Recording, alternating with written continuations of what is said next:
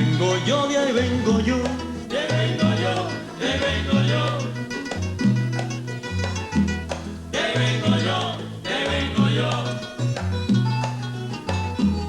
Donde la gente del campo te brinda su café prieto y en las noches el coquí le da color al silencio. De ahí vengo yo, de ahí vengo yo. De ahí vengo yo, de ahí vengo yo.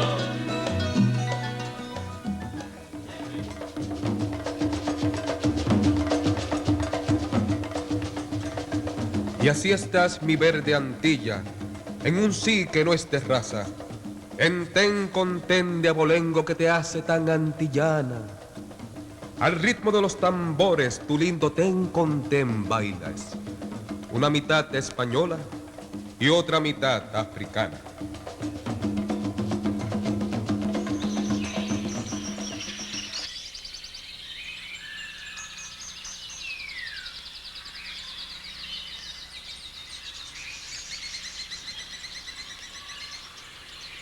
En estos versos de Luis Palés Matos podemos apreciar claramente la importancia del negro en la formación de la identidad nacional puertorriqueña. En Puerto Rico se disiente con frecuencia sobre la contribución del negro en nuestra sociedad. Casi siempre se argumenta en favor de la inmensa contribución del negro en la música, el baile o en nuestra lengua. Estas ideas, aunque correctas, se olvidan de la más importante contribución del negro: el trabajo.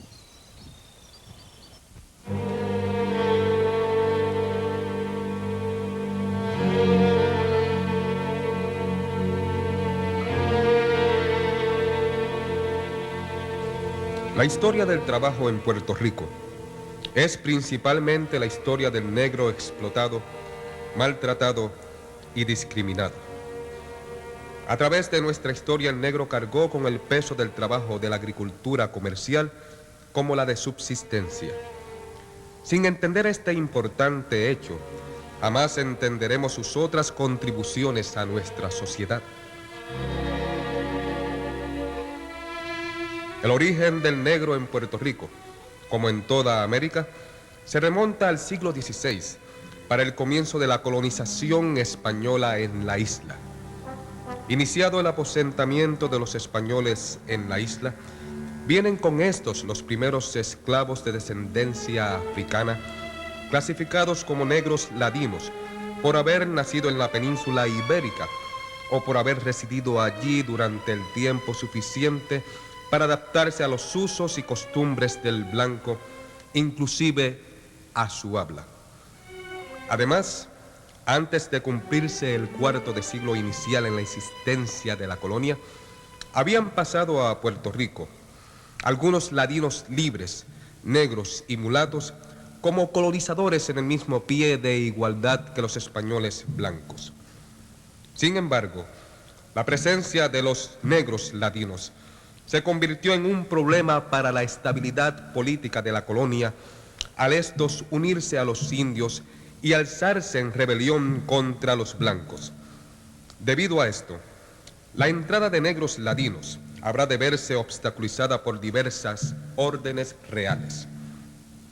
La entrada de negros africanos, diferente a los ladinos, ocurrió más tarde, precisamente cuando la búsqueda por el oro en los ríos se abandonó y la población indígena casi desapareció.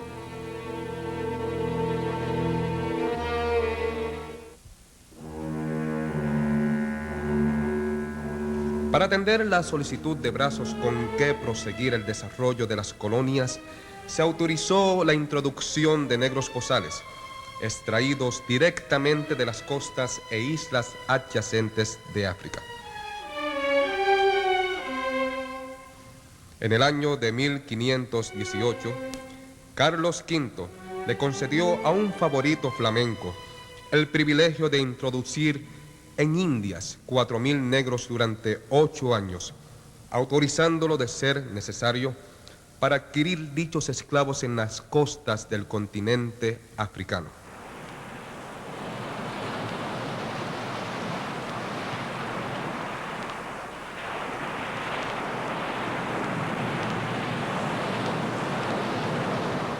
A partir de entonces, habrá de establecerse oficialmente un puente de comunicación directa entre las factorías negreras de África y los mercados españoles del Nuevo Mundo, encomendando el tráfico de esclavos a través de los siglos que van desde el 16 al 19 a individuos o corporaciones de Portugal, Francia, de Inglaterra, de la propia España y luego, hacia fines del 18, dejado en manos de la libre iniciativa de ciudadanos particulares en las colonias. A la par, durante dichas centurias, continuará desarrollándose una intensa acción de contrabando de esclavos, explotada en aguas del Caribe por portugueses, ingleses, franceses, holandeses, daneses, y dirigida al propósito de suplir de siervos africanos a los establecimientos coloniales de España a precios más favorables que los que se podían lograr mediante el comercio legal.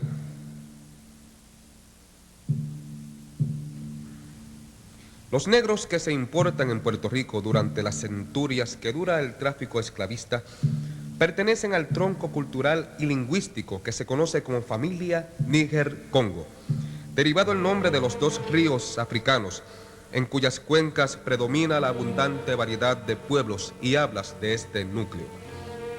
Venían estos de las regiones costaneras e interiores que se extienden por el Sudán occidental, desde la Senegambia hasta Nigeria y Camerún, en el Golfo de Guinea, incluidas además las islas de dicho cuerpo marítimo, a saber, Santo Tomé, Annobón, Fernando Po, Príncipe, y desde allí, con dirección al sur, ya en territorio bantú, desde Gabón y Guinea Ecuatorial, pasando por el Congo y Zaire hasta Angola.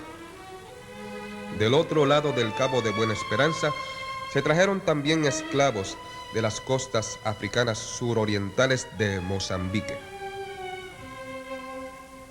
En casi 4 siglos, miles de negros africanos fueron trasladados a la fuerza desde la costa oeste de África a Puerto Rico. Esta vieja institución de la esclavitud había quedado en desuso en toda Europa. En América cobra auge debido a la importancia que el azúcar había adquirido para la economía europea.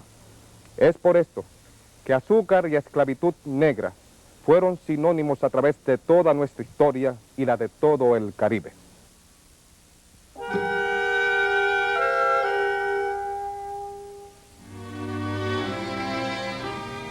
En el año 1530, 20 años después de haber comenzado la colonización de Puerto Rico, el número de esclavos superaba al número de habitantes libres. En ese año, el 87% de los habitantes eran esclavos.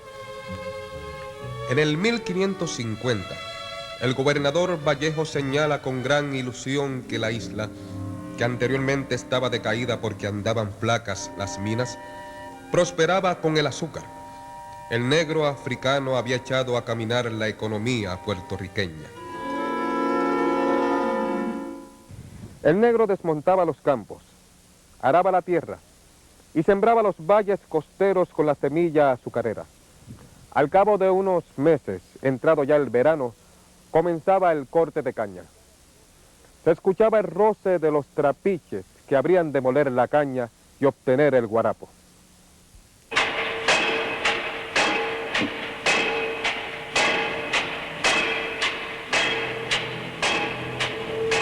A pesar de que el gobierno español promovió con préstamos, exenciones contributivas y otros privilegios a los hacendados, los años de las vacas gordas nunca llegaron y la industria azucarera de la isla no se desarrolló a gran escala como lo hizo en Barbados, Brasil, Cuba y Haití.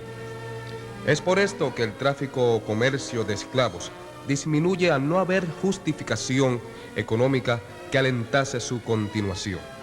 Sin mercados azucareros, sin barcos, sin capital y empresarios, no había razón para ampliar el número de esclavos en la isla.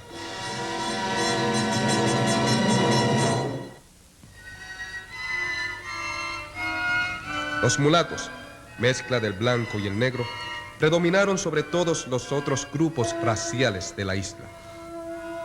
El censo de 1812 nos ilustra que el número de mulatos es de 58.983, los negros 12.872 y los esclavos negros y mulatos eran 17.536.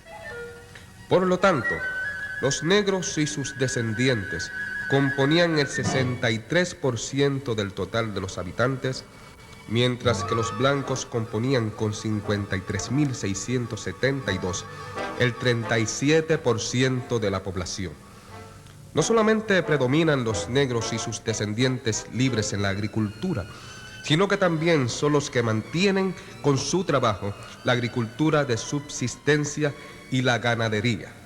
En otras palabras, la economía comercial azucarera dependía del trabajo del negro esclavo, mientras que la agricultura de subsistencia estaba en manos principalmente de los negros y los mulatos libres.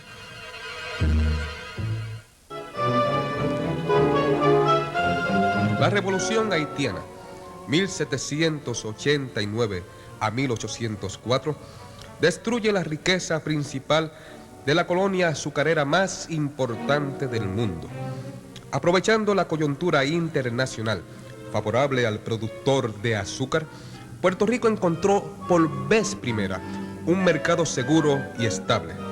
Se reanudaron los desmontes, se fundaron nuevas haciendas y se reestructuraron las viejas. Llegaban otra vez los barcos negreros a la isla por la costa de Fajardo en el este, pasando por Guayama y Ponce al sur y hasta Mayagüez en el oeste. La isla se inundó de cañaverales. Es por esto que los negros habitan por lo general en las costas, mientras que en el interior son los blancos los de mayor número. Los viajeros extranjeros, como el almirante Splinter, aseguraban que las tierras del sur de la isla eran conocidas mundialmente por su extraordinaria fertilidad.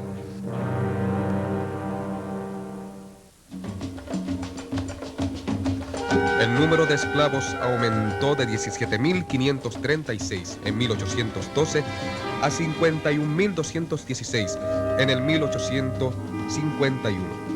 Este último fue el año donde se encuentra el mayor número de esclavos en toda la historia de Puerto Rico.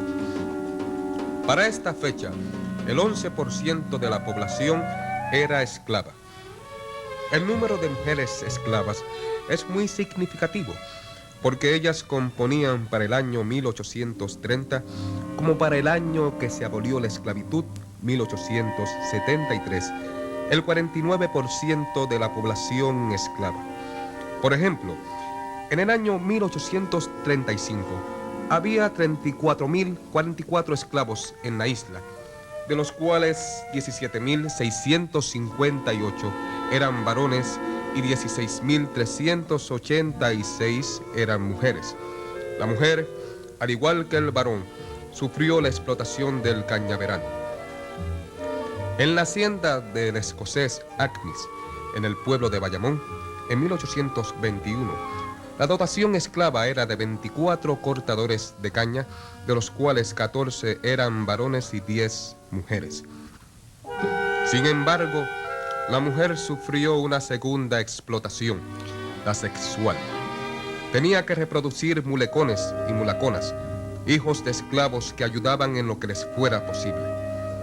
Esta última explotación se intensificó en el ocaso de la institución de la esclavitud, cuando debido a la escasez de esclavos y otros inconvenientes en el comercio desde África, se duplicó el precio del esclavo, dejando de ser rentable dicha transacción. Este puñado de esclavos, que solo componían el 11% de la población en 1851, hicieron que la industria azucarera de Puerto Rico se convirtiera en una de las más importantes en el mundo. Sus principales consumidores durante gran parte del siglo XIX lo fueron Estados Unidos, Inglaterra y Francia.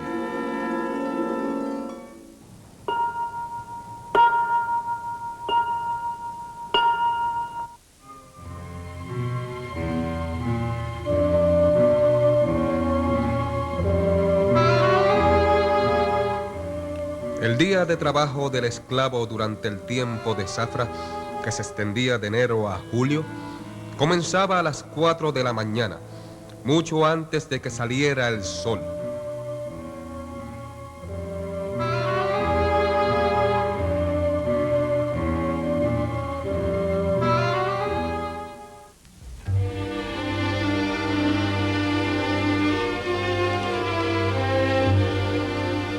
A cada esclavo se le daba un machete y se le asignaba un cuadro de caña que debería cortar lo antes posible.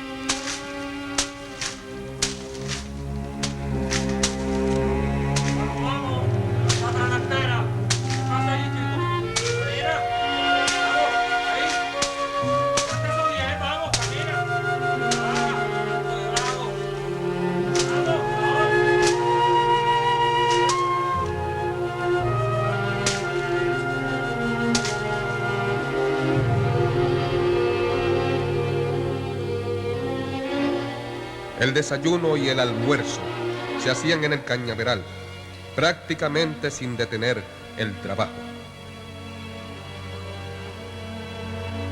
El látigo era la palabra del mayordomo. A medida que se cortaba la caña, los alzadores de caña, varones jóvenes y mujeres, cargaban las carretas que llevarían al trapiche para comenzar la molienda.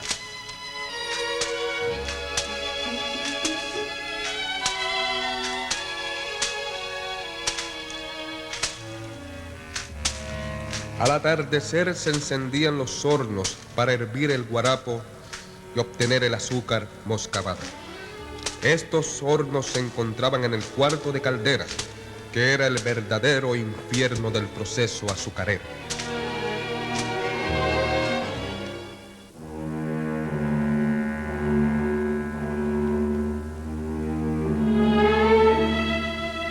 Hombres, mujeres, niños y niñas participaban en todo este proceso.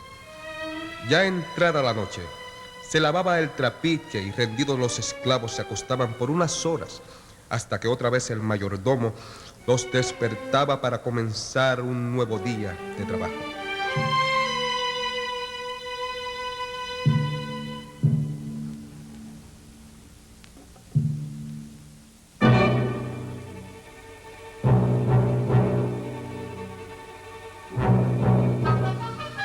Este proceso nos explica la frecuencia con que se llevaron a cabo las fugas individuales y colectivas en la isla.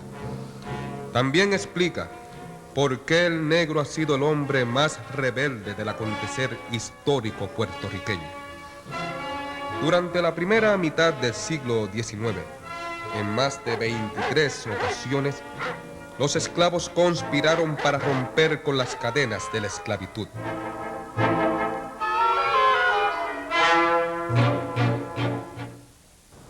Conociendo este proceso de trabajo arduo, duro y hostil en las haciendas azucareras, nos es fácil comprender la trascendencia de la religión, la vida cultural y las costumbres del negro puertorriqueño. Por ejemplo, para el amo, el baile de bomba era una medida terapéutica para que el negro rompiera con la melancolía suicida producto del trabajo esclavista. Para el esclavo, sin embargo, el baile de bomba era una reafirmación de su africanidad, de su ser y de sus ansias de libertad.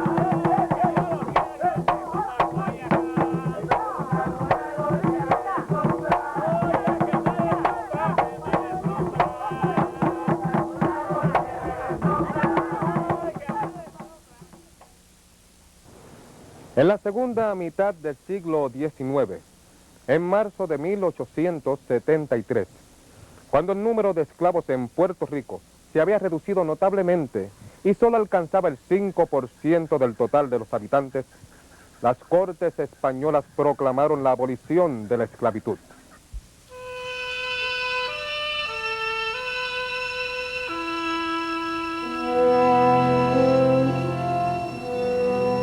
Sin embargo, fuese libre o esclavo, el futuro del negro y sus descendientes continuó inalterado.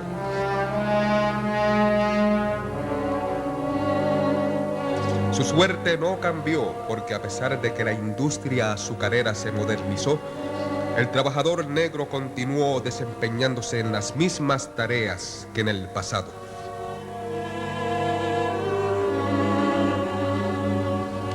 En el siglo XX la reina azúcar desplazó al café y nuevamente las manos y la sangre del negro fueron las responsables del desarrollo económico de Puerto Rico.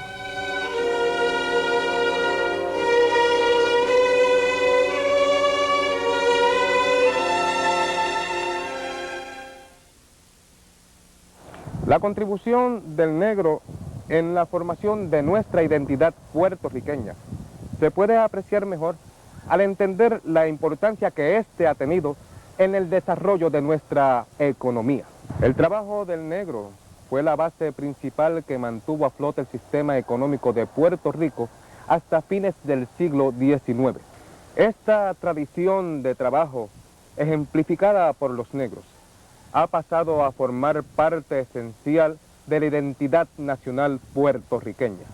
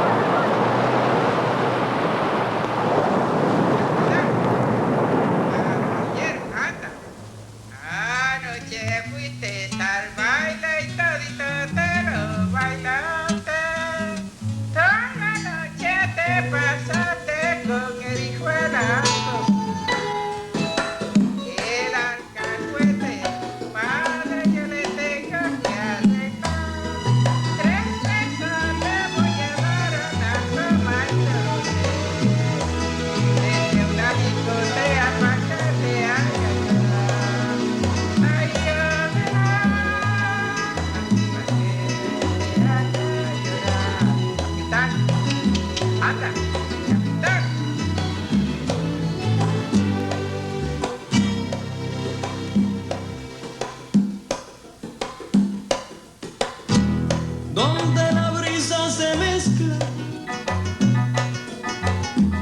con el sonido del mar para hacer nacer la danza que mueve nuestro palmar. De ahí vengo yo, de ahí vengo yo, de ahí vengo yo, de ahí vengo yo.